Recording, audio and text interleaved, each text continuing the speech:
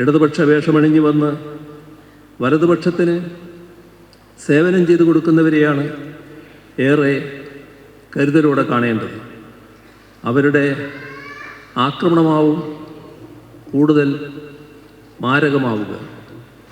അവരുടെ പ്രതിച്ഛായ തിളക്കിക്കൊടുക്കാൻ ഇറങ്ങുന്നവർ സത്യത്തിൽ ഇടതുപക്ഷത്തെ കരുതേക്കുക എന്ന കർമ്മമാണ് അനുഷ്ഠിക്കുന്നത്. കപട ഇടതുപക്ഷക്കാരുടെ നിലപാടുകളിലെ ഇരട്ടത്താപ്പ് ശ്രദ്ധിക്കണം. കോൺഗ്രസ് കേന്ദ്രവും സംസ്ഥാനവും തുടർച്ചയായി പല പതിറ്റാണ്ട് ഭരിച്ചു. BJP തുടർച്ചയായി പതിറ്റാണ്ടിലേറെയായി ഇപ്പോൾ ഭരിച്ചുകൊണ്ടിരിക്കുന്നു. ഈ ഘട്ടങ്ങളിലൊക്കെ ഇവർ ഇവിടെ ഉണ്ടായിരുന്നു.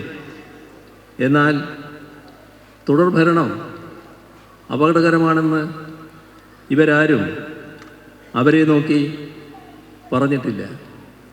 ഇടതുപക്ഷത്ത് നോക്കി മാത്രമേ പറഞ്ഞിട്ടുള്ളൂ.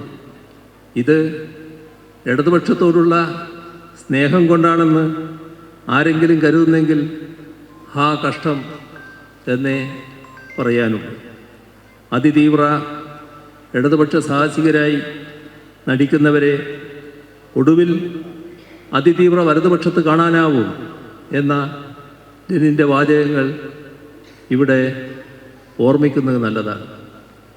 ഇടതുപക്ഷ മനസ്സിനെ തകർക്കാൻ പലർ പല ഘട്ടങ്ങളിൽ പല ആയുധങ്ങൾ കണ്ടെത്തും. അതിലൊന്നാണ് പ്രത്യയശാസ്ത്രം കൊള്ളാം, പക്ഷേ പാർട്ടി സംഘടന കൊള്ളില്ല. ഇത് സംഘടനയില്ലാതെ പാർട്ടിയുണ്ടോ? മറ്റൊരു വാദം, പഴയ നേതാക്കൾ കൊള്ളാം, പുതിയ നേതാക്കൾ കൊള്ളില്ല. പഴയകാല നേതാക്കൾക്ക്, അതും നമ്മെ വിട്ടുപിരിഞ്ഞു പോയവർക്ക് തിരിച്ചു വന്ന് പാർട്ടിയെ നയിക്കാനാവില്ലല്ലോ. ഇനിയും ഒരു വാദമുണ്ട്. അതാണ് പാർട്ടി കൊള്ളാം, പക്ഷേ നേതാക്കൾ കൊള്ളില്ല. ഇത് നാം കാണേണ്ടത് ഈ പാർട്ടി തന്നെയല്ലേ ഇന്ന് കാണുന്ന നേതാക്കളെയെല്ലാം വാർത്തെടുത്തത്. ഇനി EMSനെയും AKGയും പോലുള്ളവർ ഈ പാർട്ടിയെ നയിച്ചിരുന്ന കാലമുണ്ടായിരുന്നല്ലോ. എന്തായിരുന്നു അന്ന് ഈ ശക്തികൾ പറഞ്ഞിരുന്നത്? ഇവർക്ക് സ്വീകാര്യരായിരുന്നോ?